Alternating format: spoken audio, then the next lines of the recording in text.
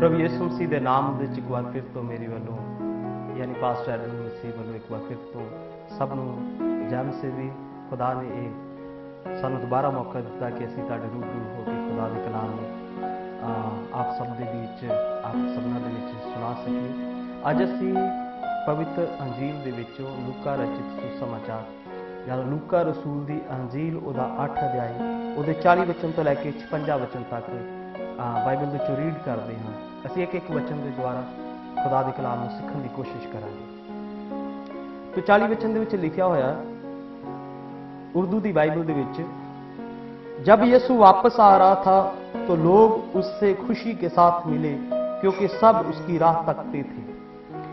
इस पहले वचन ਦੇ ਵਿੱਚ 40 वचन ਦੇ ਵਿੱਚ लिखिया कि जब यीशु वापस आ रहा था। प्रभु यीशु मसीह पूरे फिलिस्तीन का दौरा करते हुए प्रभु यीशु मसीह हर नगर शहर बाजारों में जाके प्रचार करते हुए जब वो अपने नगरों में वापस आए, इस अध्याय दे विच प्रभु यीशु मसीह एक दुष्ट आत्मा ग्रस्त व्यक्ति को चंगा करके जब वापस आ रहे सन तो लिखिया लोग उसदी इंतजार कर रहे सी, बड़ी खुशी दे नाल बड़े अदब दे नाल उसदे इस्तकबाल दे लई निकले और प्रभु यीशु मसीह नूं आ मिले क्योंकि सब उसदी राह तकदे सी। मेरे जी जो असी भी प्रभु यीशु मसीह दी राह तकदे पे हाँ, वो जद भी आवेगा, बाइबल में लिखा जब सर्व सिद्ध आएगा, जब पूरा आवेगा तो अधूरा खत्म हो जाएगा। तो साडियां तमाम दिक्कतां नूं, परेशानियां नूं, मुश्किलातां नूं, साडे संघर्ष नूं साथों दूर कर देगा। उहदे आन दे नाल एक खुशहाली, उहदे आन दे नाल एक बहाली आ जाती है। तो बशर्ते कि असीं उहदी राह तकदे रहिए, जब वो आवेगा तो तमाम साडे रोगां नूं, परेशानियां नूं, साडे संघर्ष नूं बिल्कुल तमाम ऐसिया चीज़ों को साडे तो वो दूर कर देगा। असी प्रभु यीशु मसीह दे विच इत्मीनान, सुकून, तसल्ली हासिल कर सकेंगे। अगले वचन दे विच लिखा, और देखो यायर नामक एक शख्स जो इबादत खाने का सरदार था आया और यीशु के कदमों पे गिरकर उससे मिन्नत की कि मेरे घर चल।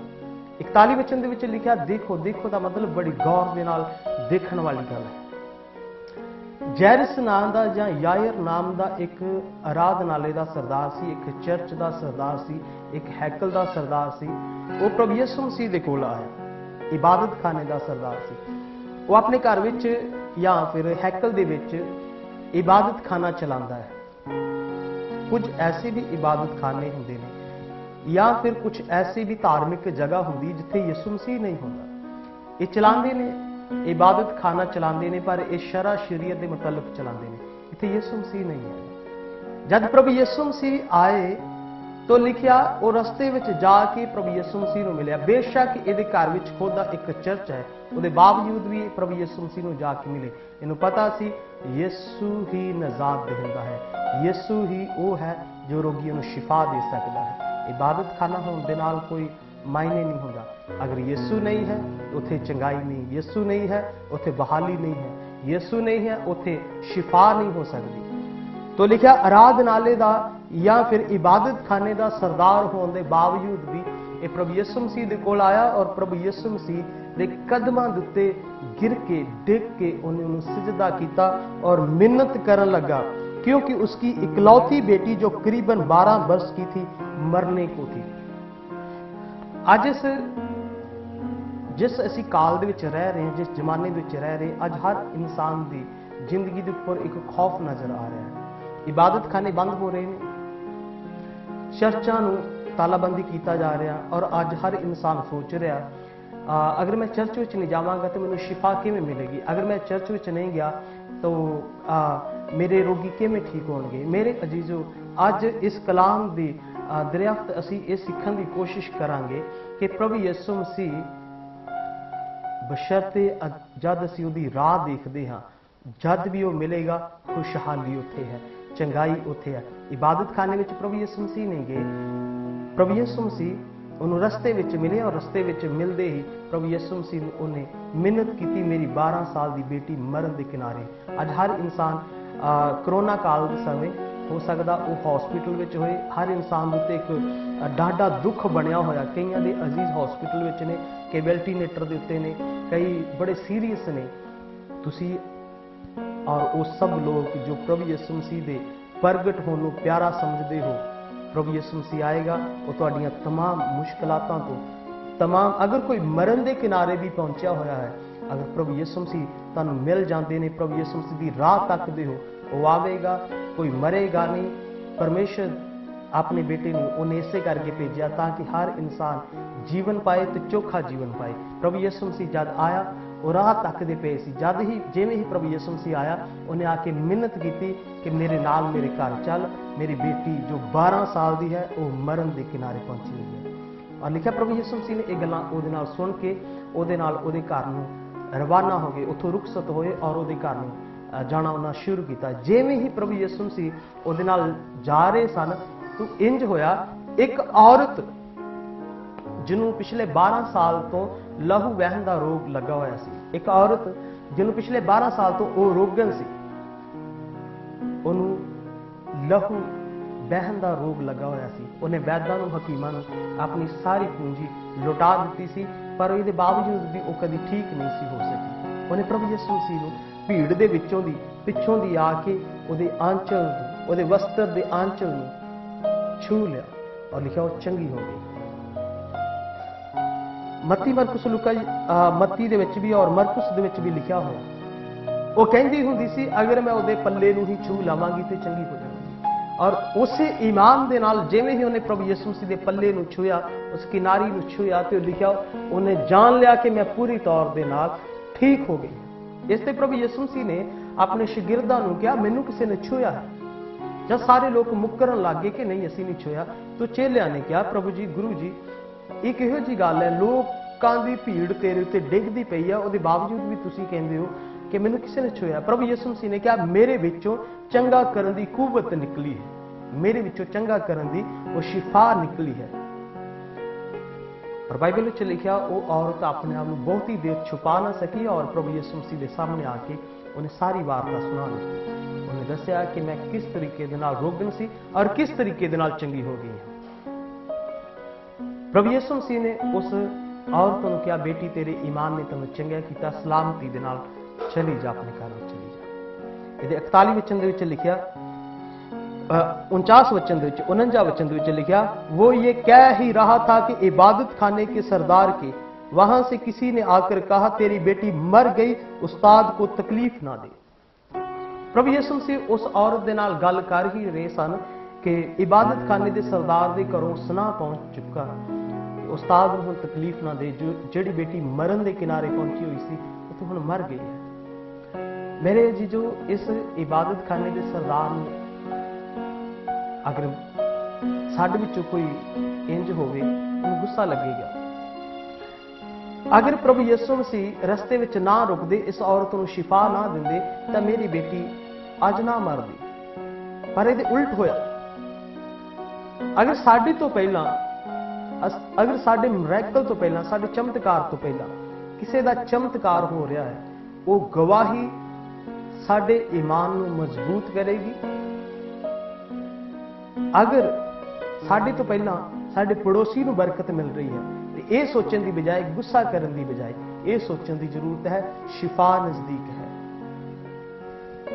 बरकत मेरे कोल है। अगर मेरा वीजा लगन तो पहला किसी होर दा वीजा लग रहा है तो यह सोचने की बजाय, गुस्सा करने की बजाय ये सोचने की जरूरत है प्रभु यीशु मसीह अगर मेरे दोस्त नूं वीजा दे सकदा तो मैनूं दे सकदा, अगर मेरे पड़ोसी का घर बन सकदा तो मेरा घर बन सकदा। अगर ये चमत्कार इस आराधनालय के सरदार के सामने ना होया हुंदा, इहदा ईमान इस कदर वध गया। उन्हें सोचा जब वो औरत गल करदी सी कि मैं 12 साल तो बीमार सी, एकदम ते इहदे अंदर ये भावना इहनूं याद आया होएगा मेरी बेटी भी तो 12 साल दी है। अगर 12 साल दी ये बीमार औरत ठीक हो सकती है, मेरी बेटी भी 12 साल दी है, मेरी बेटी भी ठीक हो सकती है। अगर यदि अखां दे सामने ये मौजदा ना होया हुंदा तो हो सकता कि जब ये घर विच सुना आंदा ते प्रभु यीशु मसीह नूं आप भी कह दिंदा उस्ताद जी तुसीं खेचल ना करो, जो मरण के किनारे सी हुण वो मर गई है। पर इहदा ईमान इस कदर वध चुका है, इन्हें प्रभु यीशु मसीह नूं इस इंसान ने, इस आराधनालय के सरदार ने, इस हैकल के सरदार ने नहीं प्रभु यीशु मसीह ने कहा कि तुसीं खेचल ना करो, वो तो मर गई है। प्रभु यीशु मसीह ने उल्टा सगों इस इंसान ने कहा। यीशु ने सुनकर उसे जवाब दिया खौफ ना कर, फक्त तिकाद रख, वो बच जाएगी। प्रभु यीशु मसीह ने क्या हौसला रख, चिंता ना करी, वो बच जाएगी। और घर में पहुंचकर प्रभु यीशु मसीह ने ਉਹਦੇ ਘਰ ਵਿੱਚ ਜਾ ਕੇ ਲੋਕਾਂ ਨੂੰ ਵਹਿਣ ਪਾਉਂਦੇ, ਮਾਤਮ ਕਰਦੇ ਹੋਏ ਦੇਖਿਆ और लोग कह रहे सी बेटी मर गई है। प्रभु यीशु मसीह ने जानते ही क्या, बेटी मरी नहीं, बेटी सो रही है। इस गल उत्ते सारे लोग उन्होंने मजाक में लैन लगे और इस गल कि प्रभु यीशु मसीह की हंसी कर लग गए, प्रभु यीशु मसीह का मजाक उड़ाने लग गए, क्योंकि सब जानते सी बेटी मर गई है। तो प्रभु यीशु मसीह ने पतरस, याकूब और यूहन्ना और उस लड़की के माता और पिता को नाल लैके उस घर के अंदर प्रवेश किया। बाकी सबनों को बाहर कढ़ दिता, जो ईमान नहीं सी रख सकते उन्होंने बाहर कढ़ दिता। और प्रभु यीशु मसीह ने उस बेटी को क्या, हे तलीता कुमी, यानी हे बेटी उठ जा।